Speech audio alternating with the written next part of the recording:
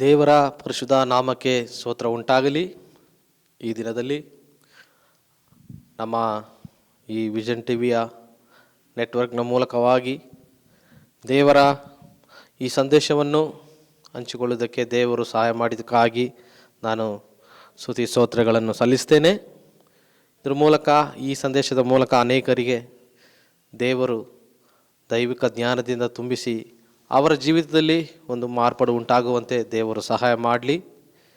ಈ ದಿನದಲ್ಲಿ ನಾನು ನಿಮ್ಮ ಮುಂದೆ ಹಂಚಿಕೊಳ್ಳುವಂಥ ಈ ದೇವರ ವಚನ, ಈ ಒಂದು ಸಂದೇಶ ಯಾವುದೆಂಬುದಾಗಿ ನೋಡೋದಾದರೆ, ದೇವರ ಬರುವಿಕೆಯ ಕುರಿತಾಗಿ ನಾನು ನಿಮ್ಮ ಮಧ್ಯದಲ್ಲಿ ಮಾತನಾಡಲಿಕ್ಕಿದ್ದೇನೆ. ಕರ್ತನಾದ ಯೇಸು ಕ್ರಿಸ್ತನು ಅತಿ ಶೀಘ್ರದಲ್ಲಿ ಬರಲಿಕ್ಕಿದ್ದಾರೆ. ಈ ದೇವರ ಬರುವಿಕೆಯಲ್ಲಿ ಎರಡು ವಿಧಗಳು ಉಂಟು: ರಹಸ್ಯ ಬರುವಿಕೆ ಹಾಗೂ ಬಹಿರಂಗವಾದ ಬರುವಿಕೆ. ನಾವು ಈ ದಿನದಲ್ಲಿ ಈ ರಹಸ್ಯ ಬರುವಿಕೆಯ ಕುರಿತಾಗಿ ನಾವು ಧ್ಯಾನಿಸೋಣ. ಸತ್ಯವೇದದಲ್ಲಿ ದೇವರ ಬರುವಿಕೆ ಕುರಿತು ಅನೇಕ ವಚನಗಳು ಇದೆ. ಅನೇಕ ವಾಗ್ದಾನ ವಚನಗಳು ನೆರವೇರಲ್ಪಡ್ತಾ ಇದೆ. ನಾವು ಈ ಕಾಲದಲ್ಲಿ ನೋಡುವಾಗ ದೇವರ ವಚನಗಳು ನೆರವೇರಲ್ಪಡುವಂಥ ಒಂದು ಕಾಲವಾಗಿದೆ. ದೇವರ ವಾಗ್ದಾನ ವಚನಗಳು ನೆರವೇರಲ್ಪಡ್ತಾ ಇದೆ. ನಾವು ಈ ಪ್ರಪಂಚದ ಅಂತ್ಯಕ್ಕೆ ಬಂದಿದ್ದೇವೆ. ಈ ಪ್ರಪಂಚದಲ್ಲಿ ನಡೆಯುವ ಒಂದೊಂದು ಘಟನೆಯೂ ಸಹ ಸತ್ಯವೇದದಲ್ಲಿ ಬರೆಯಲ್ಪಟ್ಟಿರುವಂಥ ಕಾರ್ಯಗಳಾಗಿವೆ. ಈ ದೇವರ ರಹಸ್ಯ ಬರುವಿಕೆ, ಇದು ಕುರಿತಾಗಿ ನಾವು ನೋಡುವಾಗ, ಆತನು ಮಧ್ಯ ಆಕಾಶದಲ್ಲಿ ಬಂದು ನಿಂತು ಯಾರೆಲ್ಲ ಈ ಭೂಮಿಯಲ್ಲಿ ಸಿದ್ಧರಾಗಿದ್ದಾರೋ, ಯಾರೆಲ್ಲ ತನ್ನನ್ನು ಮೊದಲಿಗೆತ್ತಿ ಸಭೆಯಾಗಿ ಮಾರ್ಪಡಿಸಿದ್ದಾರೋ ಅವರೆಲ್ಲರನ್ನು ಕರೆದುಕೊಂಡು ಹೋಗೋದಕ್ಕಾಗಿ ಆತನು ಮಧ್ಯ ಆಕಾಶಕ್ಕೆ ಬಂದು ನಿಲ್ಲುವಂತರಾಗಿದ್ದಾರೆ. ಇದನ್ನು ಕುರಿತಾಗಿ ನಾವು 1 ಥೆಸಲೋನಿಕ 4ನೇ ಅಧ್ಯಾಯ 16-17 ಈ ರೀತಿಯಾಗಿ ನಾವು ಓದ್ತೇವೆ.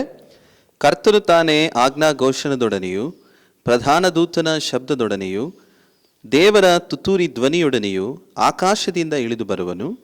ಆಗ ಕ್ರಿಸ್ತನಲ್ಲಿರುವ ಸತ್ತವರು ಮೊದಲು ಎದ್ದು ಬರುವರು. ಆಮೇಲೆ ಜೀವದಿಂದುಳಿದಿರುವ ನಾವು ಅಂತರಿಕ್ಷದಲ್ಲಿ ಕರ್ತನನ್ನು ಎದುರುಗೊಳ್ಳುವುದಕ್ಕಾಗಿ ಅವರ ಸಂಗಡಲೇ ಮೇಘವಾಹನರಾಗಿ ಪಕ್ಕನೆ ಒಯ್ಯಲ್ಪಡುವೆವು. ಆಮೇನ್, ಹಲ್ಲೆಲೂಯ. ಇದರಲ್ಲಿ ನಾವು ನೋಡುವಾಗ ಮೇಘವಾಹನದಲ್ಲಿ ನಾವು ಸಂಚರಿಸಲು ಸಿದ್ಧವಾಗಿರಬೇಕು. ಕಣ್ಣು ರೆಪ್ಪೆ ಬಡಿಯಷ್ಟರಲ್ಲಿ ನಾವೆಲ್ಲರೂ ಮರುರೂಪ ಹೊಂದಿ ನಾವು ಈ ಭೂಮಿಯಿಂದ ಎತ್ತಲ್ಪಡುವಂಥ ಒಂದು ಕಾಲ ಸಮೀಪಿಸ್ತಾ ಇದೆ. ಯಾರೆಲ್ಲ ಈ ಭೂಮಿಯಲ್ಲಿ ದೇವರಿಗೋಸ್ಕರ ನಂಬಿಗಸ್ತರಾಗಿ ಭಯಭಕ್ತಿಯಿಂದ ಈ ಪ್ರಪಂಚವನ್ನು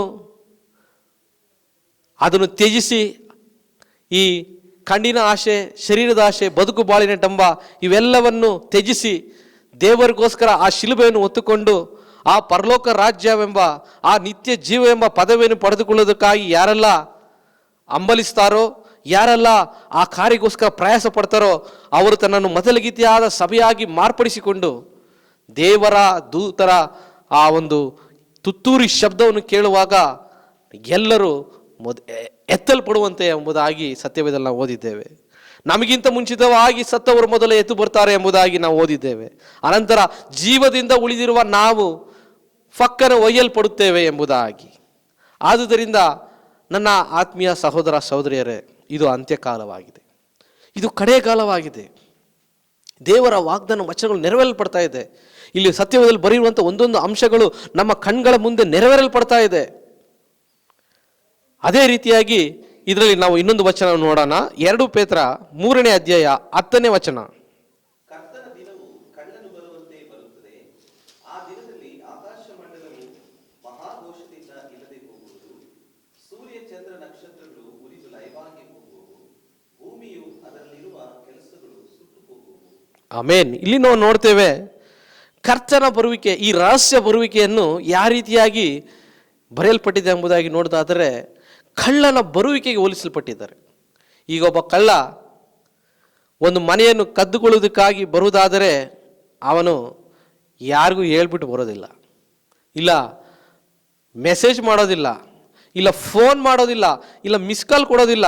ಆತನು ಯಾರು ನೆನೆಸದ ಗಳಿಗೆಯಲ್ಲಿ ಬಂದು ಮನೆಯನ್ನು ಕನ್ನ ಹಾಕಿಕೊಂಡು ಹೋಗ್ತಾನೆ.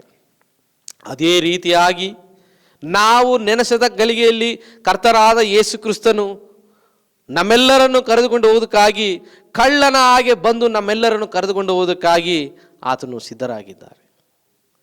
ಪರಲೋಕ ರಾಜ್ಯದಲ್ಲಿ ಎಷ್ಟೋ ಕೋಟ್ಯಾನು ಕೋಟಿ ದೇವದೂತರು ದೇವರನ್ನು ಎಡೆಬಿಡದೆ ಆರಾಧನೆ ಮಾಡುವ ಆ ಸ್ಥಳವನ್ನು ದೇವರು ಆ ಸಮಯದಲ್ಲಿ ಬಿಟ್ಟು ನಮಗೋಸ್ಕರ ಮಧ್ಯ ಆಕಾಶಕ್ಕೆ ಬರುವನಂತಾಗಿದ್ದಾನೆ.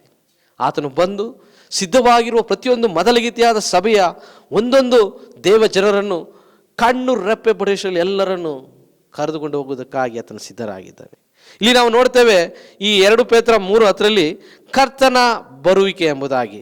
ಅದೇ ರೀತಿಯಾಗಿ 11:12 ನೋಡ್ತೇವೆ ದೇವರ ಬರುವಿಕೆಯನ್ನು ನಾವು ನೋಡ್ತೇವೆ. ಗಮನಿಸಬೇಕು. 11:12 ಓದಿ. ಇವೆಲ್ಲವುಗಳು ಹೀಗೆ ಲಯವಾಗಿ ಹೋಗುವುದರಿಂದ ನೀವು ದೇವರ ದಿನದ ಪ್ರತ್ಯಕ್ಷತೆಯನ್ನು ಎದುರು ನೋಡುತ್ತಾ ಹಾರೈಸುತ್ತಾ ಎಷ್ಟೋ ಪರಿಶುದ್ಧವಾದ ನಡವಳಿಕೆಯೂ ಭಕ್ತಿಯೂ ಉಳ್ಳವರಾಗಿರಬೇಕಲ್ಲ. ಆ ದಿನದಲ್ಲಿ ಆಕಾಶ ಮಂಡಲವು ಬೆಂಕಿ ಹತ್ತಿ ಲಯವಾಗಿ ಹೋಗುವುದು, ಸೂರ್ಯ ಚಂದ್ರ ನಕ್ಷತ್ರಗಳು ಮುರಿದು ಕರಗಿ ಹೋಗುವುದು. ಆಮೇನ್, ಹಲ್ಲೆಲೂಯಾ. ಇಲ್ಲಿ ನಾವು ನೋಡುವಾಗ ಕರ್ತನ ಬರುವಿಕೆಗೂ ದೇವರ ಬರುವಿಕೆಗೂ ಸ್ವಲ್ಪ ಡಿಫ್ರೆನ್ಸ್ ಇದೆ. ಕರ್ತನ ಬರುವಿಕೆಯಲ್ಲಿ ಈ ಪ್ರಪಂಚ ನಾಶವಾಗ್ತದೆ, ದೇವರ ಬರುವಿಕೆಯಲ್ಲಿ ಈ ಭೂಮಿ ನಾಶವಾಗ್ತದೆ.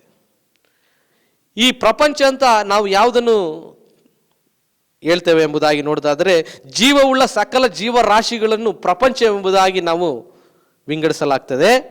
ಈ ಪ್ರಪಂಚ ಅಳಿಸಿ ಹೋಗ್ತದೆ, ನಾಶವಾಗಿ ಹೋಗ್ತದೆ. ಈ ದೇವರ ಬರುವಿಕೆಯಲ್ಲಿ ಈ ಭೂಮಿ ಲಯವಾಗಿ ಸುಟ್ಟು ಬೂದಿಯಾಗಿ ಹೋಗ್ತದೆ ಎಂಬುದಾಗಿ ನಾವು ನೋಡುತ್ತೇವೆ.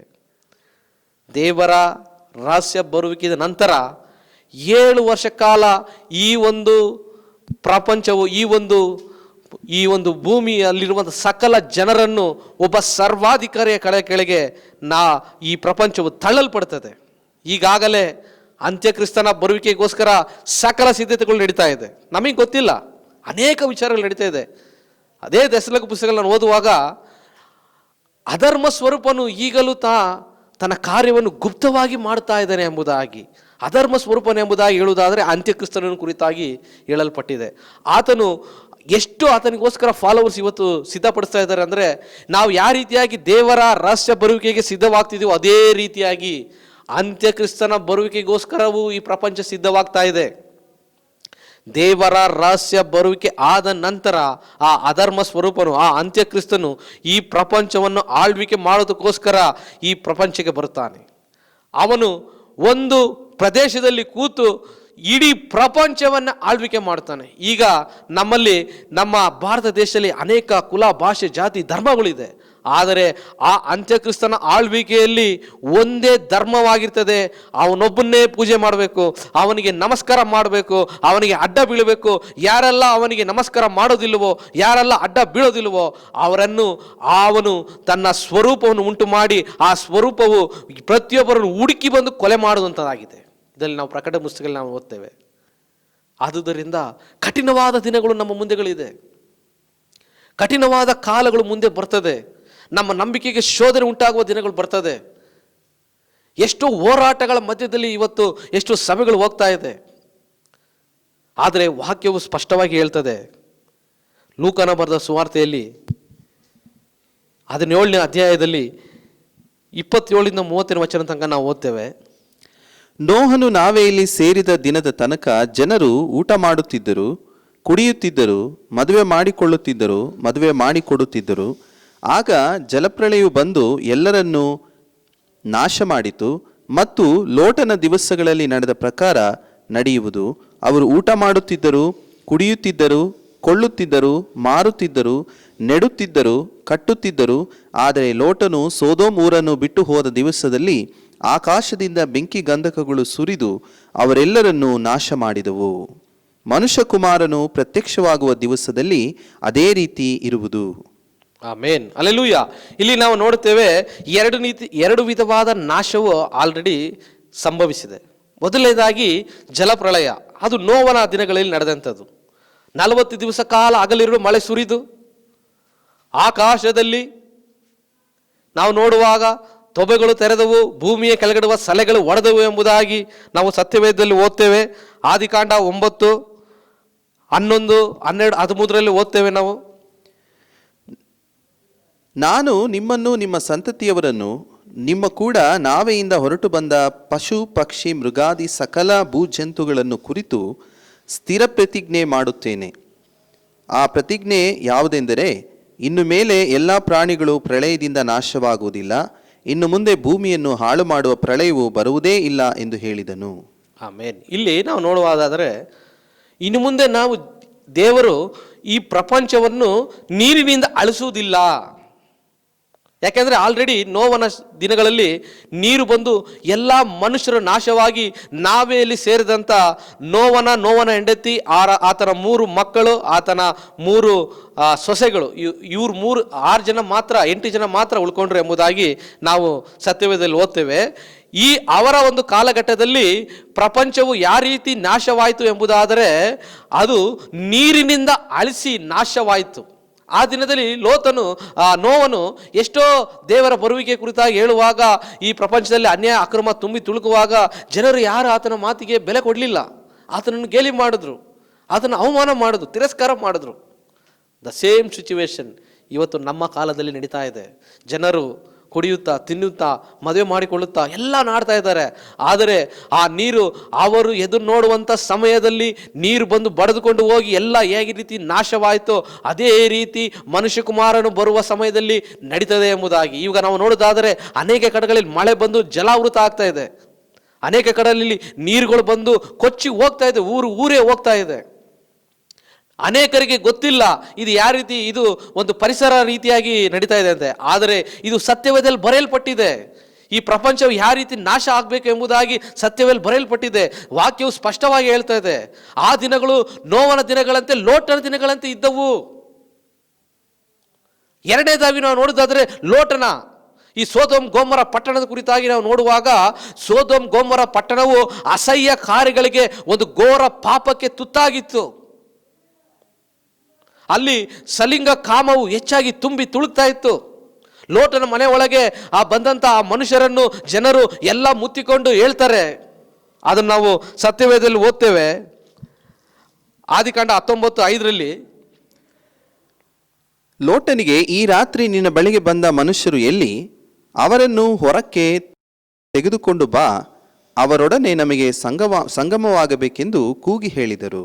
ಆಮೇನ್. ಇಲ್ಲಿ ನಾವು ನೋಡ್ತೇವೆ, ಲೋಟನಿಗೆ ಹೇಳ್ತಾ ಇದ್ದಾರೆ, ನಿನ್ನ ಮನೆ ಒಳಗೆ ಇರುವಂತಹ ಮನುಷ್ಯನ ಹೊರಗಡೆ ಕರ್ಕೊಂಡು ಬನ್ನಿ, ನಾವು ಅವರೊಟ್ಟನೆ ಸಂಗಮಿಸಬೇಕು ಎಂಬುದಾಗಿ.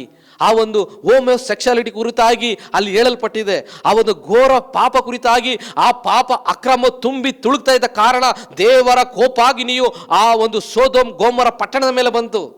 ದೇವರು ಆ ಪಟ್ಟಣವನ್ನು ನಾಶ ಮಾಡುವುದಕ್ಕೆ ಮುಂಚಿತವಾಗಿ ಲೋಟನಿಗೆ ಹೇಳ್ತಾರೆ, ನೀನು ಮನೆ ಒಳಗೆ ಕದ ಹಾಕೋ ಎಂಬುದಾಗಿ. ಅದರಲ್ಲಿ ನಾವು ನೋಡ್ತೇವೆ, ಆ 19ನೇ 10ನೇ ವಚನ ನಾವು ಓದ್ತೇವೆ. ಆದರೆ ಒಳಗಿದ್ದ ಆ ಮನುಷ್ಯರು ಕೈಚಾಚಿ ಲೋಟನನ್ನು ತಮ್ಮ ಕಡೆಗೆ ಮನೆಯೊಳಗೆ ಸೇರಿಸಿ ಕದ ಮುಚ್ಚಿದರು ಎಂಬುದಾಗಿ. ಇವತ್ತು ಕೊರೋನಾ ವೈರಸ್ ಬಂದಿದೆ. ಈ ಕೊರೋನಾ ವೈರಸ್ ಬಂದಾಗ ನಮ್ಮೆಲ್ಲರನ್ನು ನಾವು ಏನು ಮಾಡಿದ್ವಿ? ಮನೆ ಬಾಗಿಲೆಲ್ಲ ಮುಚ್ಕೊಂಡು ಒಳಗಿದ್ವಿ. ದೇವರ ನ್ಯಾಯ ತೀರ್ಪು ಹೊರಗಡೆ ನಡೀತಾ ಇದೆ. ಜನರು ಮಾಡಂತ ಅಕ್ರಮಗಳು, ಪಾಪಗಳು ತುಂಬಿ ತುಳುಕಿದ ಕಾರಣ ಅವರಿಗೆ ನ್ಯಾಯ ತೀರ್ಪು ನಡೀತಾ ಇದೆ. ಅನೇಕರು ಇವತ್ತು ಮರಣವನ್ನು ಹೊಂದುತ್ತಾ ಇದ್ದಾರೆ. ಅನೇಕರು ಇವತ್ತು ತನ್ನ ಜೀವವನ್ನು ಕಳೆದುಕೊಳ್ಳುತ್ತಾ ಇದ್ದಾರೆ. ಇದೆಲ್ಲವೂ ನಾವು ತಿಳ್ಕೋಬಹುದು, ಇದು ಚೈನಾದಿಂದ ಬಂದ ವೈರಸ್ ಅಂತ. ಆದರೆ ಅದನ್ನು ಪರ್ಮಿಷನ್ ಕೊಟ್ಟಿದ್ದು ದೇವರು. ಜನರು ಮಾಡಿದಂಥ ಅನ್ಯಾಯ ಅಕ್ರಮ ಈ ಭೂಮಿ ಮೇಲೆ ತುಂಬಿ ತುಳುಕಿದ ಕಾರಣ ದೇವರ ಕೋಪಾಗ್ನಿಯಾಗಿ ನ್ಯಾಯ ವಿಚಾರಣೆ ನಡೀತಾ ಇದೆ. ಹೊರಗಡೆ ಅನೇಕರು ಈ ರೋಗಕ್ಕೆ ತುತ್ತಾಗಿದ್ದಾರೆ.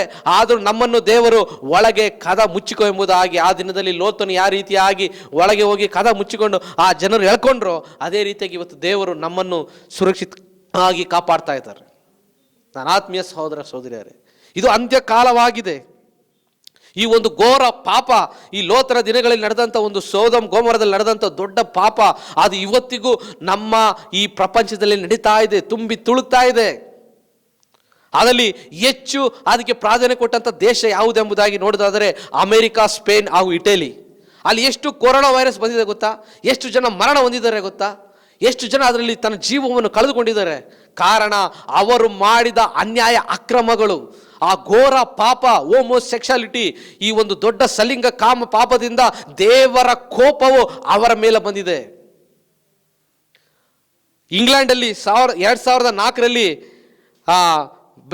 ಬ್ರಿಂಗ್ಟನ್ ಎಂಬ ಒಂದು ಪಟ್ಟಣದಲ್ಲಿ ಇದು 2004ರಲ್ಲಿ ಅದು ಎಲ್ಲರಿಗೂ ತಿಳಿಯಲ್ಪಟ್ಟ ಕಾರಣ ಆ ಒಂದು ಬೀದಿಗಳಲ್ಲಿ ಇದನ್ನು ಯಾವ ರೀತಿ ಸೊದೋಮ್ ಗೊಮೋರ ಪಟ್ಟಣದಲ್ಲಿ ಜನರು ಆ ಪಾಪಗಳನ್ನು ಮಾಡ್ತಾ ಇದ್ದಾರೋ ಅದೇ ರೀತಿ ಆ ಪಟ್ಟಣದಲ್ಲಿ ಅವತ್ತು ಮಾಡ್ತಾ ಇದ್ದಾರೆ ಎಂಬುದಾಗಿ ನಾವು ಅನೇಕ ವಿಷಯಗಳು ಟೆಲಿವಿಷನ್ ಮೂಲಕ ನ್ಯೂಸ್ ಮುಖಾಂತರ ತಿಳ್ಕೊಂಡಿದ್ದೇವೆ. ಆ ದಿನದಲ್ಲಿ ಆ ಹೋಮೋಸೆಕ್ಷುಯಾಲಿಟಿಗೆ ಆ ಒಂದು ಕ್ಯಾಪಿಟಲ್ ಸಿಟಿ, ಅದನ್ನು ಅಂಗೀಕರಿಸಲ್ಪಟ್ಟ ಒಂದು ದೇಶ ಯಾವುದೆಂಬುದು ನೋಡಿದ್ರೆ ಸ್ಪೇನ್. ಅದು ಒಂದು ಕ್ಯಾಪಿಟಲ್ ಸಿಟಿ ಆಗಿತ್ತು. ಮೊಟ್ಟ ಮೊದಲ ಬಾರಿಗೆ ಅಮೆರಿಕ ಅದಕ್ಕೆ ಏನು ಮಾಡಿದ್ರು ಅಂದರೆ ಲೀಗಲಿಟಿ ಕೊಟ್ಟರು, ಇದು ಕಾನೂನುಬದ್ಧವಾದದ್ದು ಎಂಬುದಾಗಿ. ದೇವರ ಕೋಪವು ಅಮೆರಿಕ ದೇಶದ ಮೇಲೆ ಇದೆ. ಮುಂದಿನ ದಿನಗಳಲ್ಲಿ ಅಮೆರಿಕಗೆ ಒಂದು ದೊಡ್ಡ ಹೊಡೆತ ಇದೆ. ಈಗಾಗಲೇ ಅವರು ಅನೇಕ ಕಷ್ಟಗಳಿಂದ, ಹೋರಾಟಗಳ ಸಮಸ್ಯೆಗಳಿದೆ. ಕ್ಯಾಲಿಫೋರ್ನಿಯಾದಲ್ಲಿ ಒಂದು ದೊಡ್ಡ ಬೆಂಕಿ ಜ್ವಾಲೆ ಬಂದು ಅನೇಕ ಕಾಡುಗಳು ಉರಿದೋಗಿದೆ. ದೇವರು ಬೆಂಕಿಯಿಂದನೇ ಅವರಿಗೆ ಒಂದು ಸೂಚಕ ಕಾರ್ಯ ಕೊಟ್ಟಿದ್ದಾರೆ, ಆದರೂ ಆ ಜನರು ಮನ ತಿರುಗಲಿಲ್ಲ. ಇವತ್ತಿಗೂ ಅಲ್ಲಿ ಅನೇಕ ಪಾಪಗಳು ತುಂಬಿ ತುಳುಕ್ತಾ ಇದೆ. ಒಬ್ಬ ದೇವ ಸೇವಕರು ಬಿಲಿ ಗ್ರಹಾಮ್ ಅವರು ಸಾವಿದ್ದಕ್ಕೆ ಮುಂಚಿತವಾಗಿ ಹೇಳಿದ್ರು, ಸೊದೋಮ್ ಗೊಮೋರದ ದೇಶಕ್ಕೆ ಆ ಒಂದು ನ್ಯಾಯ ತೀರ್ಪು ನಡೀತು ಅಂದರೆ ಅಮೆರಿಕ ದೇಶಕ್ಕೂ ಸಹ ಆ ನ್ಯಾಯ ತೀರ್ಪು ನಡೀತದೆ ಎಂಬುದಾಗಿ. ಮುಂದಿನ ದಿನಗಳಲ್ಲಿ ಅಮೆರಿಕ ದೇಶಕ್ಕೆ ಒಂದು ದೊಡ್ಡ ನ್ಯಾಯ ತೀರ್ಪು ಇದೆ. ಅವರು ಖಂಡಿತವಾಗಲೂ ಅವರು ಮಾಡಿದಂಥ ಆ ಪಾಪಕ್ಕೆ ಅವರು ಪಶ್ಚಾತ್ತಾಪ ಪಡಬೇಕಾಗ್ತದೆ. ಅಲ್ಲಿ ದೇವರು ಒಂದು ದೊಡ್ಡ ಕಾರ್ಯವನ್ನು ಮಾಡಲಿಕ್ಕಿದ್ದಾರೆ. ಅದೇ ರೀತಿಯಾಗಿ ನಾವು ನೋಡುವಾಗ ಈ ಅಂತ್ಯಕಾಲದಲ್ಲಿ ಇನ್ನೂ ಅನೇಕ ಕಾರ್ಯಗಳು ನಡೀತಾ ಇದೆ. ಪ್ರಕಟಣೆ ಪುಸ್ತಕದಲ್ಲಿ ನಾವು ನೋಡುತ್ತೇವೆ, ಸತ್ಯವೇದವು ಈ ಪಾಪದ ಕುರಿತಾಗಿ ಇನ್ನೂ ಹೆಚ್ಚು ವಿವರಣೆಯಾಗಿ ಕೊಟ್ಟಿದ್ದಾರೆ. ಮುಂದಿನ ದಿನಗಳಲ್ಲಿ ಇಸ್ರೇಲ್ ದೇಶವು ಸಹ ದೇವರ ನ್ಯಾಯ ತೀರ್ಪಿಗೆ ಗುರಿಯಾಗುವಂಥ ಸಮಯ ಹತ್ತಿರವಾಗ್ತಾ ಇದೆ. ಇದು ಮುಂದೆ ನಡೆಯುವಂಥ ಒಂದು ಕಾರ್ಯವನ್ನು ನನಗೆ ಹೇಳ್ತಾ ಇದ್ದೇನೆ. ಯಾಕೆಂದರೆ 3 ವರ್ಷದ ಮುಂಚಿತವಾಗಿ ಇಸ್ರೇಲ್ ದೇಶವನ್ನು ಈ ಹೋಮೋಸೆಕ್ಷುಯಾಲಿಟಿಗೆ ಕ್ಯಾಪಿಟಲ್ ಸಿಟಿಯಾಗಿ ಅನೌನ್ಸ್ ಮಾಡಿದ್ದಾರೆ. ಇವತ್ತು ಬೀದಿಗಳಲ್ಲಿ ಸೊದೋಮ್ ಗೊಮೋರ ಪಟ್ಟಣದಲ್ಲಿ ನಡೆದಂಥ ಪಾಪವು ಇವತ್ತು ಇಸ್ರೇಲ್ ದೇಶದಲ್ಲಿ ನಡೀತಾ ಇದೆ. ಇಸ್ರೇಲ್ ದೇಶಕ್ಕೆ ಒಂದು ದೊಡ್ಡ ಗಂಡಾಂತರ ಕಾದಿದೆ. ಇದು ಸತ್ಯವೇದದಲ್ಲಿ ಬರೆಯಲ್ಪಟ್ಟಿದೆ. ಪ್ರಕಟಣೆ ಪುಸ್ತಕ 11:8ರಲ್ಲಿ ಆ ಕುರಿತಾಗಿ ಆ ವಿಷಯವನ್ನು ನಾವು ಓದುತ್ತೇವೆ.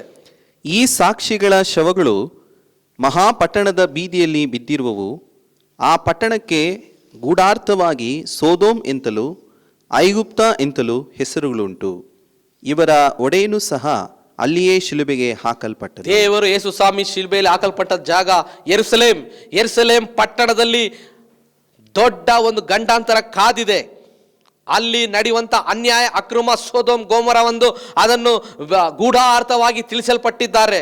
ಆ ಒಂದು ಪಟ್ಟಣದಲ್ಲಿ ಶವಗಳು ಬಿದ್ದಿರುವಂಥ ದಿನಗಳಲ್ಲಿ ನಾವು ಎಲ್ಲ ಅರಿತುಕೊಳ್ಳಬೇಕು, ನಾವು ತಿಳಿದುಕೊಳ್ಳಬೇಕು, ಇದು ದೇವರ ಕೋಪಾಗ್ನಿಯು ಅಲ್ಲಿ ಇಳಿದು ಬಂದಿದೆ ಎಂಬುದಾಗಿ.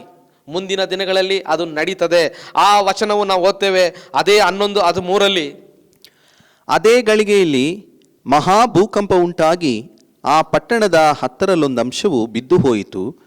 ಆ ಭೂಕಂಪದಿಂದ 7,000 ಮಂದಿ ಸತ್ತು ಹೋದರು. ಉಳಿದವರು ಭಯಗ್ರಸ್ತರಾಗಿ ಪರಲೋಕ ದೇವರನ್ನು ಘನಪಡಿಸಿದರು. Amen, hallelujah. ಇಲ್ಲಿ ನಾವು ನೋಡ್ತೇವೆ, ಒಂದು ದೊಡ್ಡ ಭೂಕಂಪ ಯೆರೂಸಲೇಮ್ ಪಟ್ಟಣಕ್ಕೆ ಕಾದಿದೆ. ಯಾಕೆಂದ್ರೆ ಇವತ್ತು ಅಲ್ಲಿ ನಡೆಯುವಂಥ ಒಂದು ಹೋಮೋಸೆಕ್ಷುಯಾಲಿಟಿ, ಈ ಸಲಿಂಗ ಕಾಮ ಕಾನೂನುಬದ್ಧವಾಗಿ ಮಾಡಿ ಅಲ್ಲಿ ಬೀದಿಗಳಲ್ಲಿ ಅನೇಕ ವ್ಯಭಿಚಾರಗಳು, ಅನೇಕ ಅಸಹ್ಯ ಕಾರ್ಯಗಳು ನಡೀತಾ ಇದ್ದ ಕಾರಣ ದೇವರ ಕೋಪಾಗ್ನಿಯು ನೆಕ್ಸ್ಟ್ ಯೆರೂಸಲೇಮ್ ಪಟ್ಟಣದ ಮೇಲೆ ಬರ್ತದೆ. ಆಗ 10ರಲ್ಲಿ ನಾವು ಓದ್ತೇವೆ, ಓದಿ. ಆ ಭೂಕಂಪದಿಂದ 7,000 ಮಂದಿ ಸತ್ತು ಹೋದರು. 7,000 ಮಂದಿ ಸತ್ತು ಹೋದರು. ಉಳಿದವರು ಭಯಗ್ರಸ್ತರಾಗಿ ಪರಲೋಕ ದೇವರನ್ನು ಘನಪಡಿಸಿದರು. 7,000 ಜನ ಒಂದೇ ಭೂಕಂಪದಲ್ಲಿ ಸಾಯುವ ಒಂದು ಹಿಸ್ಟ್ರಿ ಕ್ರಿಯೇಟ್ ಆಗ್ತದೆ. ಇದು ಮುಂದಿನ ದಿನಗಳಲ್ಲಿ ನಡೆಯುವಂಥ ಒಂದು ಅಂಶವಾಗಿದೆ. ಇದು ಮುಂದಿನ ದಿನಗಳಲ್ಲಿ ನಡೆಯುವಂಥ ಒಂದು ಕಾರ್ಯವಾಗಿದೆ. ಒಂದು ದೊಡ್ಡ ಗಂಡಾಂತರ ಯೆರೂಸಲೇಮಿಗೆ ಕಾದಿದೆ. ಕಾರಣ ಅಲ್ಲಿ ನಡೆಯುವಂಥ ಪಾಪಗಳು, ಅನ್ಯಾಯ, ಅಕ್ರಮಗಳು, ಈ ಘೋರವಾದ ಪಾಪ, ಈ ಹೋಮೋಸೆಕ್ಸುಯಾಲಿಟಿ ಕುರಿತಾಗಿ ಅಲ್ಲಿ ಅದು ಸೋದೋಮ್, ಗೂಢಾರ್ಥವಾಗಿ ಸೋದೋಮ್ ಎಂದು ಆ ಪಟ್ಟಣಕ್ಕೆ ಹೆಸರು ಇದೆ. ಆದ ಕಾರಣ ಈ ವೈರಸ್ ಹೋಗ್ತದೆ. ನಾವು ನೋಡ್ತೇವೆ ಭಾರತ ದೇಶದಲ್ಲಿ ಇಲ್ಲಿ ವೈರಸ್ ಹೋಗ್ತದೆ, ಕೊರೋನಾ ವೈರಸ್ ಹೋಗ್ತದೆ. ಎಲ್ಲಿ ಹೋಗ್ತದೆ? ನಾವು ಅದಕ್ಕೋಸ್ಕರ ಪ್ರಾರ್ಥನೆ ಮಾಡುವಂತಾಗಿರಬೇಕು. ನಾವು ಮೊಣಕಾಲು ಹಾಕಿ ಪ್ರಾರ್ಥನೆ ಮಾಡುವಂಥರಾಗಿರಬೇಕು. ಯಾಕೆಂದರೆ ಅದರಲ್ಲಿ ನಾವು ಅನೇಕ ಅಂಶಗಳನ್ನು ಸತ್ಯವೇದದ ಮೂಲಕ ತಿಳಿಯುವ ಅನೇಕ ಕಾರ್ಯಗಳು ನಮ್ಮ ಮಧ್ಯದಲ್ಲಿ ಇದೆ. ನಾವು ಆ ವಿಷಯಗಳನ್ನು ತಿಳಿದುಕೊಳ್ಳುವಾಗ ನಮ್ಮ ಹೃದಯದಲ್ಲೂ ಸಹ ದೇವರ ಬರುವಿಕೆ ಎಷ್ಟು ಸನಿವಾಗಿದೆ ಅಂತ. ಪ್ರಕಟಣೆ 6ನೇ ಅಧ್ಯಾಯದಲ್ಲಿ 8ನೇ ವಚನದಲ್ಲಿ ನಾವು ಒಂದು ಅಂಶವನ್ನು ನಾವು ಓದ್ತೇವೆ. ಪ್ರಕಟಣೆ 6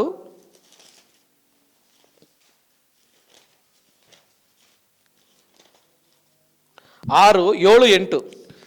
ಆತನು 4ನೇ ಮುದ್ರೆಯನ್ನು ಒಡೆದಾಗ, ಆತನು 4ನೆಯ ಮುದ್ರೆಯನ್ನು ಒಡೆದಾಗ 4ನೇ ಜೀವಿಯು ಬಾ ಅನ್ನುವ ಶಬ್ದವನ್ನು ಕೇಳಿದನು. ಆಗ ಇಗೋ ಬೂದು ಬಣ್ಣದ ಕುದುರೆಯು ಬೂದಿ ಬಣ್ಣದ ಕುದುರೆ ಕಾಣಿಸಿತು. ಅದರ ಮೇಲೆ ಕೂತಿದ್ದವನ ಹೆಸರು ಮೃತ್ಯುವು. ಅವನ ಹಿಂದೆ ಪಾತಾಳವೆಂಬುವನು ಬಂದನು. ಅವರಿಗೆ ಭೂಮಿಯ ಕಾಲು ಭಾಗದಲ್ಲಿ ಕತ್ತಿಯಿಂದಲೂ ಬರದಿಂದಲೂ ಅಂಟುರೋಗದಿಂದಲೂ ಕಾಡು ಮೃಗಗಳಿಂದಲೂ ಕೊಲ್ಲುವುದಕ್ಕೆ ಅಧಿಕಾರವು ಕೊಡಲ್ಪಟ್ಟಿತು. ಅಲ್ಲೆಲೂಯಾ. ಇಲ್ಲಿ ನಾವು ನೋಡ್ತೇವೆ ಒಂದು ಬೂದಿ ಬಣ್ಣದ ಕುದುರೆಯನ್ನು, ಅದರ ಮೇಲೆ ಕೂತಿದ್ದವನ ಹೆಸರು ಮೃತ್ಯು, ಅವನ ಹೆಸರು ಮರಣದೂತನು. ಅವನಿಗೆ ಪರ್ಮಿಷನ್ ಕೊಟ್ಟಿದ್ದಾರೆ ಈ ಭೂಮಿಯಲ್ಲಿ ಕಾಲು ಭಾಗದ ಜನರನ್ನು ಈ 4 ವಿಧವಾದ ಒಂದು ಕಾರ್ಯದಿಂದ ಅಳಿಸಲಿಕ್ಕೆ ಆತನಿಗೆ ಪರ್ಮಿಷನ್ ಕೊಟ್ಟಿದ್ದಾರೆ. ಅವನ ಹಿಂದೆನೇ ಪಾತಾಳ ಎಂಬುದು, ಮೃತ್ಯು ಎಂಬ ಪಾತಾಳವು ಬಾಯಿ ತೆರೆದು ಬರ್ತಾ ಇದ್ದಾನೆ ಎಂಬುದಾಗಿ. ಜನರು ಇವತ್ತು ಈ ಕೊರೋನಾ ವೈರಸ್ ಇಂದ ಅನೇಕರು ಇವತ್ತು ಸಾಯ್ತಾ ಇದ್ದಾರೆ, ಅದು ಲೆಕ್ಕವಿಲ್ಲ. ಇಲ್ಲಿ 4 ವಿಧವಾದ ಕಾರ್ಯಗಳನ್ನು ಕುರಿತಾಗಿ ಬರೆಯಲ್ಪಟ್ಟಿದೆ. ಮೊದಲನೇದಾಗಿ ನಾವು ನೋಡುವುದಾದರೆ ಕತ್ತಿಯಿಂದಲೂ, ಇದು ಮುಂದೆ ನಡೆಯುವಂಥ ಒಂದು ಕಾರ್ಯ. 3ನೇ ಮಹಾಯುದ್ಧಕ್ಕೆ ಈ ಪ್ರಪಂಚವು ಸಿದ್ಧವಾಗಿದೆ. ಈಗಾಗಲೇ ಭಾರತದ ಒಂದು ಗಡಿಯಲ್ಲಿ ಆ ಚೈನಾ ಯಾವ ರೀತಿಯಾಗಿ ಖ್ಯಾತಿ ತೆಗೆದು ಒಂದು ಯುದ್ಧಕ್ಕೆ ರೆಡಿ ಆಗಿದ್ದಾರೋ, ಈ ಕಡೆ ಪಾಕಿಸ್ತಾನ ರೆಡಿ ಆಗಿದ್ದಾರೋ, ಅದೇ ರೀತಿಯಾಗಿ ಇಸ್ರೇಲ್ ಪಟ್ಟಣದ ಮೇಲೆ ದಾಳಿ ಮಾಡೋದಕ್ಕೋಸ್ಕರ ರಷ್ಯಾ ರೆಡಿ ಆಗಿದೆ. ಆ ಥರ ಹಡಗುಗಳು ಇವತ್ತು ಸಿರಿಯಾದ ಬಾರ್ಡ್ರಲ್ಲಿ ನಿಂತ್ಕೊಂಡಿದೆ. ಅವರಿಗೆ ಇರಾನ್ ಸಪೋರ್ಟ್ ಆಗಿದೆ. ಇದು ನೋಡುವುದಾದರೆ ಸತ್ಯವೇದದಲ್ಲಿ ಬರೆಯಲ್ಪಟ್ಟಿರುವ ಅನೇಕ ಕಾರ್ಯಗಳು ಇವತ್ತು ನಮ್ಮ ಕಣ್ಗಳ ಮುಂದೆ ನಡೀಲಿಕ್ಕೆ ಸಿದ್ಧವಾಗಿದೆ. ಇದು ಅಂತ್ಯಕಾಲವಾಗಿದೆ. 2ನೇದಾಗಿ ಅದರಲ್ಲಿ ಬರೆಯಲ್ಪಟ್ಟಿರುವಂಥ ಬರದಿಂದಲೂ, ಬರಗಾಲ ಬರ್ತದೆ. ಇದೇ ಮುಂದಿನ ವರ್ಷ 2021ರಲ್ಲಿ ನಾವು ಅನ್ಕೊಬೋದು ಇಲ್ಲೆಲ್ಲ ನಾವು ಊಟ ಮಾಡ್ತಾ ಇದ್ದೀವಿ, ನಮಗೇನು ಕೊರತೆ ಇಲ್ಲ ಎಂಬುದಾಗಿ. ಒಂದು ಕಡೆ ಒಂದು ಭಾಗದ ದೇಶದಲ್ಲಿ, ಆಫ್ರಿಕಾ ದೇಶದಲ್ಲಿ ತಿನ್ನಕ್ಕೆ ಊಟ ಇಲ್ಲ, ಬರಗಾಲದ ಜನ ಸಾಯ್ತಾ ಇದ್ದಾರೆ. ಅಲ್ಲಿ ಒಂದು ವಿಡಿಯೋ ನಾನು ನೋಡಿದೆ, ಅದು ನನ್ನ ಫೋನಲ್ಲಿ ಇವತ್ತು ಆ ವಿಡಿಯೋ ಇದೆ. ಅಲ್ಲಿ ತಿನ್ನಕ್ಕೆ ಆಹಾರ ಇಲ್ದಲೆ ಈ ಜೇಡಿ ಮಣ್ಣನ್ನು ಅದನ್ನು ಜಾಡಿಸಿ ಆ ಮಣ್ಣಿಂದ ಆ ನೀರಲ್ಲಿ ಮಿಕ್ಸ್ ಮಾಡಿ ಅದರಲ್ಲಿ ಒಂದು ದೊಡ್ಡ ಒಂದು ರೊಟ್ಟಿ ಥರ ಮಾಡಿ ಅದನ್ನು ಮಣ್ಣನ್ನು ತಿಂತಾ ಇದ್ದಾರೆ. ಒಂದು ಕಡೆ ನಮ್ಮ ಭಾರತ ದೇಶದಲ್ಲಿ ಎಷ್ಟೋ ಜನರು ಆಹಾರ ತಗೊಂಡೋಗಿ ಚೆಲ್ತಾ ಇದ್ದಾರೆ. ಮುಂದಿನ ದಿನಗಳಲ್ಲಿ ಬರಗಾಲ ಭಾರತ ದೇಶಕ್ಕೆ ಬರ್ತದೆ. ಗುಜರಾತ್ ಹಾಗೂ ಇನ್ನು ಅನೇಕ ಜಾಗದಲ್ಲಿ ಆಹಾರಕ್ಕೆ ಕೊರತೆ ಉಂಟಾಗ್ತದೆ. ಯಾಕೆಂದರೆ ಈಗಾಗಲೇ ಮಿಡತೆಗಳು ಬಂದು ಅನೇಕ ಫಲಗಳನ್ನು ನಾಶಪಡಿಸಿದೆ. ಈಗ ಬಂದಿರೋದು ಬರೀ ಆ ಒಂದು ಗಂಡು ಮಿಡತೆ ಆಗಿದೆ, ಫೀಮೇಲ್ ಬಂದಿಲ್ಲ. ನೆಕ್ಸ್ಟು ಫೀಮೇಲ್ ಬರುವಾಗ ಸಂತಾನ ಉತ್ಪತ್ತಿ ಮಾಡಿ ಅಲ್ಲಿ ಅನೇಕ ಈ ರೈತರು ಬೆಳೆದಿರುವಂಥ ಎಲ್ಲ ದವಸ ಧಾನ್ಯಗಳೆಲ್ಲ ತಿಂದು ಮುಗಿಸುವಾಗ ನಮ್ಮ ದೇಶದಲ್ಲಿ ಬರಗಾಲ ದೊಡ್ಡದಾಗಿ 2021ರಲ್ಲಿ ಬರಲಿಕ್ಕಿದೆ. ಸತ್ಯವೇದವು ನೆರವೇರ್ಪಡುವಂಥ ಕಾಲ ಸಮೀಪವಾಗ್ತಾ ಇದೆ. 3ನೇದಾಗಿ ಅಂಟುರೋಗ, ಈಗಾಗಲೇ ಕೊರೋನಾ ವೈರಸ್, ಇದಕ್ಕೆ ಇನ್ನೂ ಔಷಧಿ ಕಂಡುಹಿಡಿದಿಲ್ಲ. ಇದಕ್ಕೆ ಯಾವುದು ಔಷಧಿನೇ ಇನ್ನೂ ಬಂದಿಲ್ಲ. ಇದಕ್ಕೆ ಔಷಧಿ ಕಂಡುಹಿಡಿಯುವುದಕ್ಕೆ ಮುಂಚಿತವಾಗಿ ಕ್ಯಾಟ್ಕ್ಯೂ ಎಂಬ ಇನ್ನೊಂದು ವೈರಸ್ ರೆಡಿಯಾಗಿದೆ, ಕಾಂಗೋ ಎಂಬ ಇನ್ನೊಂದು ವೈರಸ್ ರೆಡಿಯಾಗಿದೆ. ಇವೆಲ್ಲವೂ ಅಂಟು ರೋಗವಾಗಿದ್ದು ಮನುಷ್ಯನಿಂದ ಮನುಷ್ಯನಿಗೆ ತಗುಲುವಂಥ ರೋಗವಾಗಿದೆ. ಇದು ಮುಂದೆ ಈ ಕೊರೋನಾ ವೈರಸ್ಗೆ ಔಷಧಿ ಹಿಡಿದ ತಕ್ಷಣವೋ ಇಲ್ಲ ಅದು ಮುಗಿದ ನಂತರವೋ ಈ ವೈರಸ್ಗಳು ಪ್ರಬಲವಾಗ್ತದೆ. ಇದು ಪ್ರಸವ ವೇದನೆಯ ಪ್ರಾರಂಭದ ಕಾಲ. ಈ ಪ್ರಪಂಚವು ನಾಶವಾಗಲಿಕ್ಕೆ ಅನೇಕ ಕಾರ್ಯಗಳು ಸತ್ಯವೇದದಲ್ಲಿ ಬರೆಯಲ್ಪಟ್ಟಿದೆ. ಯಾಕೆಂದರೆ ಮನುಷ್ಯನ ಪಾಪವು ತುಂಬಿ ತುಳುಕ್ತಾ ಇದೆ. ಇವತ್ತು ಎಷ್ಟೋ ಆಲಯಗಳು ಮುಚ್ಚಲ್ಪಟ್ಟಿದೆ. ಅನೇಕರಿಗೆ ಆರಾಧನೆ ಇಲ್ಲ, ವಾಕ್ಯವಿಲ್ಲ. ನಾವು ಏನು ನಡೀತಾ ಇದೆ ಅಂತ ಹೊರಗಡೆ ನೋಡೋದಕ್ಕೋಸ್ಕರ ನಾವು ನೋಡೋದಕ್ಕೆ ಯೋಚನೆ ಮಾಡೋಷ್ಟರೊಳಗೆ ಏನೇನೋ ನಡೆದು ಹೋಗ್ತಾ ಇದೆ. ಲಾಕ್ಡೌನ್ ಆಗ್ತದೆ, ಏನೆಲ್ಲ ನಾವು ಸಂಭವಿಸ್ತಾ ಇದೆ. ಇದು ಈ ಅಂತ್ಯಕಾಲದ ಈ ಗುರುತುಗಳನ್ನು ನಾವು ಗಮನಿಸಿ ಅಂಶಗಳನ್ನು ನೋಡುವಾಗ ನಾವು ಈ ಪ್ರಪಂಚದ ಅಂತ್ಯಕ್ಕೆ ಬಂದಿದ್ದೇವೆ. We are of the end of this world. ನಾವು ಕೊನೆ ಗಳಿಗೆಗೆ ಬಂದಿದ್ದೇವೆ. ನಾವು ನಮ್ಮನ್ನು ಸಿದ್ಧಪಡಿಸಿಕೊಳ್ಬೇಕು. ಸೋದೋಮ್ ಗೋಮರ ಪಟ್ಟಣದಲ್ಲಿ ನಡೆದಂಥ ಈ ಘೋರವಾದ ಪಾಪ ಇವತ್ತು ಎಷ್ಟು ಪ್ರಬಲವಾಗಿದೆ ಎಂಬುದಾಗಿ ನೋಡುವುದಾದರೆ ಅದರಲ್ಲಿ ಅನ್ಯಾಯ ಕ್ರಮ ತುಳಿದ ಕಾರಣ ದೇವರ ಕೋಪಾಗ್ನಿ ನ್ಯಾಯ ತೀರ್ಪು ಹೊರಗಡೆ ನಡೀತಾ ಇದೆ. ಅದೇ ಸೋದೋಮ್ ಗೋಮರಲ್ಲಿ ಪಟ್ಟಂತ ಇನ್ನು 2 ಪಾಪಗಳನ್ನು ಕುರಿತು ನಾವು ಇನ್ನು 3 ಪಾಪಗಳನ್ನು ಕುರಿತು ನಾವು ನೋಡ್ತೇವೆ. ಎಸೇಕಿಯೇಲ್ ಬರೆದ ಪ್ರವಾದನೆ ಗ್ರಂಥ 16ನೇ ಅಧ್ಯಾಯ 48-49 ಈ ಇನ್ನೂ 2 ಪಾಪಗಳನ್ನು ಕುರಿತು ಅದರಲ್ಲಿ ಬರೆಯಲ್ಪಟ್ಟಿದೆ. ಕರ್ತನಾದ ಯೆಹೋವನು ಇಂತೆನ್ನುತ್ತಾನೆ, ನನ್ನ ಜೀವದಾಣೆ, ನೀನು ನಿನ್ನ ಕುಮಾರ್ತೆಯರು ನಡೆದಂತೆ ಸೋದೋಮ್ ಎಂಬ ನಿನ್ನ ತಂಗಿಯಾಗಲಿ ಆಕೆಯ ಕುಮಾರ್ತೆಯರಾಗಲಿ ನಡೆಯಲಿಲ್ಲ. ಸೋದೋಮ್ ಎಂಬ ನಿನ್ನ ತಂಗಿಯ ದೋಷವನ್ನು ನೋಡು.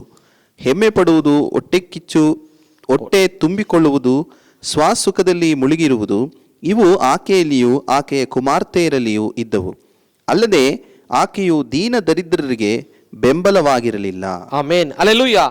ಈ ಸೋದೋಮ್ ಗೋಮರದಲ್ಲಿ ಬರೀ ಆ ಒಂದು ಹೋಮೋಸೆಕ್ಸುಯಾಲಿಟಿ ಮಾತ್ರ ಇರಲಿಲ್ಲ, ಈ 3 ಪಾಪಗಳು ಸಹ ಇದ್ದವು. ಮೊದಲನೇದಾಗಿ ಅದರಲ್ಲಿ ಸೋದೋಮ್ ನಿನ್ನ ತಂಗಿಯ ದೋಷವನ್ನು ನೋಡು. ಹೆಮ್ಮೆ ಪಡುವುದು, ಪ್ರೈಡ್, ಗರ್ವ. ಇವತ್ತು ಈ ಗರ್ವಕ್ಕೆ ಅನೇಕ ಉದಾಹರಣೆಗಳು ಹೇಳ್ಬೋದು. ಬಲಿಷ್ಠ ರಾಷ್ಟ್ರವಾಗಿರುವ ಅಮೆರಿಕ ಗರ್ವ ಪಡಿಸ್ಕೊಳ್ತದೆ, ನಾವು ಬಲಿಷ್ಠರು ಎಂಬುದಾಗಿ. ಇವತ್ತು 7,000 ಜನ, 8,000 ಜನ, 10,000 ಸಭೆಗಳಿರುವಂಥ ಸಭೆಗಳು ಹೇಳ್ತಾರೆ ನಮ್ಮದು ದೊಡ್ಡ ಸಭೆ, ಗರ್ವ, ದೊಡ್ಡ ಸೇವಕರು. ದೇವರೊಬ್ಬರೇ ದೊಡ್ಡವರು. ಇವತ್ತು ಮನುಷ್ಯನಲ್ಲಿ ಗರ್ವ ತುಂಬಿಕೊಂಡಿದೆ, ಎಮ್ಮೆ ತುಂಬಿಕೊಂಡಿದೆ ಇವತ್ತು. ಆದರೆ ನಾವು ಗಮನಿಸಬೇಕಾದ ಒಂದು ಅಂಶ ಇದೆ. ಈ ಕೊರೋನಾ ಲಾಕ್ಡೌನ್ ಸಮಯದಲ್ಲಿ ಅನೇಕ ದೊಡ್ಡ ದೊಡ್ಡ ಸಭೆಗಳು ಮುಚ್ಚಲ್ಪಟ್ಟಿತ್ತು. 10, 12, 20 ಇರುವಂಥ ಸಭೆಗಳು ಒಟ್ಟಾಗಿ ಸೇರಿ ಇವತ್ತು ಆರಾಧನೆ ನಡೆಸಿದ್ದಾರೆ. ಹಲ್ಲೆಲೂಯಾ. ಇವತ್ತು ಮನುಷ್ಯರಲ್ಲಿ ಗರ್ವ ತುಂಬಿಕೊಂಡಿದೆ. ಎರಡನೇದಾಗಿ ನೋಡುವುದಾದರೆ ಹೊಟ್ಟೆ ತುಂಬಿಸಿಕೊಳ್ಳುವುದು. ಇವತ್ತು ಈ ಹೊಟ್ಟೆ ತುಂಬಿಸಿಕೊಳ್ಳುವ ವಿಷಯದಲ್ಲಿ ನೋಡುವಾಗ ಆಹಾರ ಕುರಿತಾಗಿ ಇವತ್ತು ಎಲ್ಲರೂ ಅವರವರ ಪಾಡಿಗೆ ಸ್ವ ಇಚ್ಛೆಯಿಂದ ಅವರು ಬೇರೆ ಯಾರ ಬಗ್ಗೆನೂ ಕೇರ್ ಮಾಡೋದಿಲ್ಲ. ತನ್ನ ಆಯ್ತಾ, ನನ್ನ ಮನೆ ಆಯ್ತಾ, ನನ್ನ ಹೆಂಡತಿ ಮಕ್ಕಳಾಯ್ತಾ, ನಾವು ಚೆನ್ನಾಗಿದ್ರೆ ಸಾಕು, ಇನ್ನೊಬ್ಬರ ಬಗ್ಗೆ ಕೇರ್ ಮಾಡೋದಿಲ್ಲ. ಹೊಟ್ಟೆ ತುಂಬಿಸ್ಕೊಳ್ತಾರೆ. ಇವತ್ತು ಆಹಾರ, ಎಷ್ಟೋ ಜನಕ್ಕೆ ಆಹಾರ ಸಿಗ್ತಾ ಇಲ್ಲ. ಇದೇ ಅಮೇರಿಕ ದೇಶವು ಹೋದ ವರ್ಷದಲ್ಲಿ 3,000 ಟನ್ ಹೆಚ್ಚಾಗಿ ಗೋಧಿ ಬೆಳೆದ್ರು. ಅವ್ರು ಏನು ಮಾಡಿದ್ರು ಗೊತ್ತಾ? ಹಡಗಲ್ಲಿ ತಗೊಂಡೋಗಿ ಸಮುದ್ರದಲ್ಲಿ ಅದನ್ನು ಚೆಲ್ಬಿಟ್ರು ಆ ಗೋಧಿಯನ್ನೆಲ್ಲ. ಒಂದು ಕಡೆ ಆಫ್ರಿಕಾ ದೇಶದಲ್ಲಿ, ಯುಗಾಂಡದಲ್ಲಿ ತಿನ್ನೋಕ್ಕೆ ಆಹಾರ ಇಲ್ಲ, ಹೊಟ್ಟೆ ತುಂಬಿಸ್ಕೊಂಡವರವರು. ಮೂರನೇದಾಗಿ ಸ್ವಸುಖದಲ್ಲಿ ಮುಳುಗಿರುವುದು, ಸೆಲ್ಫಿಶ್ನೆಸ್, ತನ್ನಕ್ಕೆ ತಾನೇ ಯೋಚಿಸ್ಕೊಳ್ಳೋದು, ತನ್ನಕ್ಕೆ ತಾನೇ ಎಲ್ಲ ಮಾಡ್ಕೊಳ್ಳೋದು, ಬೇರೆಯವ್ರ ಬಗ್ಗೆ ಚಿಂತೆ ಇಲ್ಲ. ಅದೇ ವಾಕ್ಯದಲ್ಲಿ ಕೊನೆಯಲ್ಲಿ ಹೇಳ್ತದೆ, ಇವು ಆಕೆಯಲ್ಲಿಯೂ ಆಕ ಕುಮಾರ್ತೆಯಲ್ಲಿ ಇದ್ದವು, ಅಲ್ಲದೆ ಆಕೆಯು ದೀನ ದರಿದ್ರರಿಗೆ ಬೆಂಬಲವಾಗಿರಲಿಲ್ಲ. ಹಲ್ಲೆಲೂಯಾ. ಇವತ್ತು ನಮ್ಮಷ್ಟಕ್ಕೆ ನಾವು ಚೆನ್ನಾಗಿದ್ರೆ ಸಾಕು, ಯಾರು ಹೆಂಗಿದ್ರು ನಮಗೆ ಚಿಂತೆ ಇಲ್ಲ. ನಮ್ಮ ಅಕ್ಕಪಕ್ಕದ ಮನೆಯಲ್ಲಿ ಎಷ್ಟೋ ಅನ್ಯ ಜನರಿದ್ದಾರೆ, ಅವ್ರಿಗೆ ಸುವಾರ್ತೆ ನಾವು ಹೇಳ್ತೀವೋ ಇಲ್ವೋ, ಅವ್ರ ಮನೇಲಿ ತಿನ್ನಕ್ಕೆ ಆಹಾರ ಇದೆಯಾ ಅಂತ ಒಂದು ನಿಮಿಷ ನಾವು ಅವ್ರನ್ನ ವಿಚಾರಿಸ್ಬೇಕು. ನಮ್ಮನ್ನು ನಾವು ಮಾತ್ರ ಸೆಲ್ಫಿಶ್ ಆಗಿ ನಾವು ಯೋಚನೆ ಮಾಡ್ಬಾರ್ದು, ಇತರರು ನಾವು ಸಹ ನೋಡಬೇಕು. ನಾವು ಈ ಪ್ರಪಂಚದ ಕಡೆಭಾಗದಲ್ಲಿ ಬಂದಿದ್ದೇವೆ, ಈ ಪ್ರಪಂಚಕ್ಕೆ ಅಂತ್ಯದಲ್ಲಿದ್ದೇವೆ. ದೇವರ ಬರುವಿಕೆ ಬಹಳ ಸಮೀಪವಾಗ್ತಾ ಇದೆ. ಸತ್ಯವೇದದಲ್ಲಿ ಬರೆಯಲ್ಪಟ್ಟ ದೇವರ ವಾಕ್ಯಗಳು, ವಚನಗಳು ನೆರವೇರ್ಪಡ್ತಾ ಇದೆ, ದೇವರ ವಾಕ್ಯಗಳು ನೆರವೇರ್ಪಡ್ತಾ ಇದೆ. ಆತ ಅತಿ ಶೀಘ್ರದಲ್ಲಿ ಮಧ್ಯಾಕಾಶಕ್ಕೆ ಬರುವಂತನಾಗಿದ್ದಾನೆ. ಆತನು ಬಂದು ಹೋದ ನಂತರ ಈ ಪ್ರಪಂಚವು ಒಂದು ದುಷ್ಟ ಪ್ರಪಂಚವಾಗಿ, ಈ ಪ್ರಪಂಚವು, ಇಡೀ ಪ್ರಪಂಚವು ಒಬ್ಬ ಸರ್ವಾಧಿಕಾರ ಆಡಳಿತಕ್ಕೆ ಒಪ್ಪಿಸಲ್ಪಡ್ತದೆ. 7 ವರ್ಷಗಳು ಉಪದ್ರವ ಕಾಲ, 3 ವರ್ಷ ಕಾಲ ಉಪದ್ರವ ಕಾಲ, 3 ವರ್ಷ ಕಾಲ ಮಹಾ ಉಪದ್ರವ ಕಾಲ ಉಂಟು. ಅದಕ್ಕೆ ಮುಂಚಿತವಾಗಿ ಆ ಉಪದ್ರವಲ್ಲಿ ಸಿಕ್ಕಾಕೊಳ್ಬಾರ್ದಂತ ದೇವರು ಹೀಗೆ ನಮಗೆ ಕಾಲಾವಕಾಶ ಕೊಟ್ಟಿದ್ದಾರೆ. ನಮ್ಮನ್ನು ತಿದ್ದುಪಡಿ ಮಾಡಿಕೊಳ್ಳಲು, ನಮ್ಮನ್ನು ನಾವು ಮಾನಸಾಂತರ ಹೊಂದಲು, ನಾವು ಮಾಡುವಂಥ ಅಸಹ್ಯ ಕಾರ್ಯಗಳನ್ನು ಬಿಟ್ಟು, ದೇವರಿಗಿರುವಾದ ಕಾರ್ಯಗಳನ್ನು ಬಿಟ್ಟು, ದೇವರಿಗೆ ಭಯಪಟ್ಟು ದೇವರಿಗೋಸ್ಕರ ನಂಬಿಕಸ್ಥರಾಗಿ ನಿಲ್ಲಲು, ಆತನ ವಾಕ್ಯಕ್ಕೆ ವಿಧೇಯರಾಗಿ ದೇವರಿಗೆ ಮೊದಲನೇ ಸ್ಥಾನ ಕೊಟ್ಟು ತನ್ನನ್ನು ತನ್ನ ಹಾಕಿರುವಂಥ ಆ ಬಟ್ಟೆ ಆ ಒಂದು ಹಾಕಿರುವಂತಹ ವಸ್ತ್ರವನ್ನು ಕರೆ ಮಾಡಿಕೊಳ್ಳದೆ ಅದನ್ನು ಶುದ್ಧರಾಗಿ ಇಟ್ಟುಕೊಂಡು ದೇವರ ತುತ್ತೂರಿ ಶಬ್ದವನ್ನು ಕೇಳುವಾಗ, ಮೊದಲಿಂಗನು ಬರುವಾಗ ನಮ್ಮನ್ನು ತಾವು ಮೊದಲಿಗೀತಿಯಾಗಿ ಸಭೆಯಾಗಿ ಮಾರ್ಪಡಿಸಿಕೊಂಡು ನಾವು ಎತ್ತಲ್ಪಡಬೇಕು ಹೊರತು ನಾವು ಕೈ ಬಿಡಲ್ಪಡಬಾರ್ದು. ನನ್ನ ಆತ್ಮೀಯ ಸಹೋದರಿಯರೇ, ಈ ಕೇಳುವಂಥ ಈ ಸಂದೇಶವನ್ನು ನೀವು ಒಂದು ಸಲ ಮನಸ್ಸಲ್ಲಿ ಯೋಚನೆ ಮಾಡಿಕೊಳ್ಳಿ. ಇವತ್ತು ನಾವು ಯಾವ ಪಾಪದಲ್ಲಿದ್ದೇವೆ, ಯಾವ ತಪ್ಪುಗಳನ್ನು ಮಾಡ್ತಾ ಇದ್ದೇವೆ. ದೇವರು ಇವತ್ತು ನಮ್ಮೊಟ್ಟಿಗೆ ಮಾತನಾಡ್ತಾ ಇದ್ದಾರೆ. ನಮ್ಮ ಪಾಪಗಳಿಂದ, ಅಕ್ರಮಗಳಿಂದ, ತಪ್ಪುಗಳಿಂದ ನಾವು ಹೊರಗೆ ಬಂದು ಮಾನಸಾಂತರ ಹೊಂದಿ ದೇವರ ಪಾಪ ಕ್ಷಮಾಪಣೆಯನ್ನು ಕೇಳಿ ಮೊಣಕಾಲಾಕಿ ಪ್ರಾರ್ಥನೆ ಮಾಡಿ ನಾವು ನಮ್ಮನ್ನು ದೇವರ ಬರುವಿಕೆಗೋಸ್ಕರ ಸಿದ್ಧಪಡಿಸಿಕೊಳ್ಳಬೇಕು. ದೇವರ ಬರುವಿಕೆ ಬಹಳ ಸಮೀಪವಾಗಿದೆ. ಯೇಸು ಕ್ರಿಸ್ತನ ಅತಿ ಶೀಘ್ರದಲ್ಲಿ ಬರಲಿಕ್ಕಿದ್ದಾನೆ. ದೇವರು ನಿಮ್ಮನ್ನು ಆಶೀರ್ವದಿಸಲಿ. ನಾವು ಕಣ್ಣುಗಳನ್ನು ಮುಚ್ಚಿ ನಾವು ಪ್ರಾರ್ಥನೆ ಮಾಡೋಣ. ನಮ್ಮನ್ನು ಬಹಳವಾಗಿ ಪ್ರೀತಿಸುವ ನಮ್ಮ ಅದ್ಭುತ ಸ್ವರೂಪನೇ, ಈ ಒಳ್ಳೆಯ ಸಮಯಕ್ಕಾಗಿ ಸ್ತೋತ್ರ ಸ್ವಾಮಿ.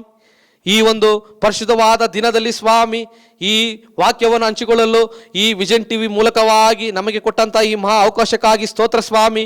ಈ ವಿಷನ್ ಟಿವಿಗಾಗಿ ಸ್ತೋತ್ರ. ಅದರಲ್ಲಿ ಕಾರ್ಯನಿರ್ವಹಿಸುವ ಪ್ರತಿಯೊಂದು ದೇವ ಮಕ್ಕಳಿಗಾಗಿ ಸ್ತೋತ್ರ. ಇನ್ನೂ ಹೆಚ್ಚೆಚ್ಚಾಗಿ ಅವರು ಈ ಸೇವೆಯನ್ನು ಮುಂದೆ ತಗೊಂಡು ಹೋಗಬೇಕೆಂಬುದಾಗಿ ಕೇಳಿಕೊಳ್ಳುತ್ತೇನೆ. ಅವರ ಸೇವೆ ಇನ್ನು ಹೆಚ್ಚಾಗಿ ಮಾಡುವಂತೆ ಅವರ ಕಾರ್ಯದಲ್ಲಿ ನೀನು ಸಹಾಯಕನಾಗಿ ನಿದ್ದು ಆಶೀರ್ವದಿಸು ಸ್ವಾಮಿ. ಈ ಸಂದೇಶವನ್ನು ಕೇಳುವಂಥ ಒಂದೊಂದು ದೇವರ ಮಕ್ಕಳನ್ನು ಸಹ ಇವತ್ತು ಮುಟ್ಟು ಸ್ವಾಮಿ. ಅವ್ರ ಹೃದಯದಲ್ಲಿ ಮಾತನಾಡು. ಅವರು ಮಾನಸಾಂತರ ಹೊಂದಿ ಮನ ತಿರುಗಿ ನಿನಗೋಸ್ಕರ ಭಯಪಟ್ಟು ಜೀವಿಸುವಂತೆ, ಎಲ್ಲ ಪಾಪ ಅಕ್ರಮಗಳಿಂದ ಬಿಟ್ಟು ನನ್ನನ್ನು ತಾನೇ ಶುದ್ಧೀಕರಿಸಿಕೊಂಡು ಮೊದಲಿಗೀತಿಯಾಗಿ ಮಾರ್ಪಡಿಸಿ ನಿನ್ನ ಬರುವಿಕೆಯಲ್ಲಿ ಕಾಣಲ್ಪಡುವಂತೆ ಸಹಾಯ ಮಾಡು ಸ್ವಾಮಿ. ಒಂದು ಆತ್ಮ ಕೆಟ್ಟು ನರಕಕ್ಕೆ ಹೋಗದಂತೆ ಎಲ್ಲರೂ ಎತ್ತಲ್ಪಡುವಂತೆ ಸಹಾಯ ಮಾಡು. ಈಗ ಹೇಳಿದಂತೆ ಎಲ್ಲ ವಾಕ್ಯಕ್ಕಾಗಿ ಸ್ತೋತ್ರ. ನಮ್ಮ ಮಧ್ಯದಲ್ಲಿ ಇದ್ದುದಕ್ಕಾಗಿ ಸ್ತೋತ್ರ. ಯೇಸುವಿನ ನಾಮದಲ್ಲಿ ಬೇಡುತ್ತೇನೆ, ಜೀವವುಳ್ಳ ತಂದೆಯೇ, ಆಮೇನ್.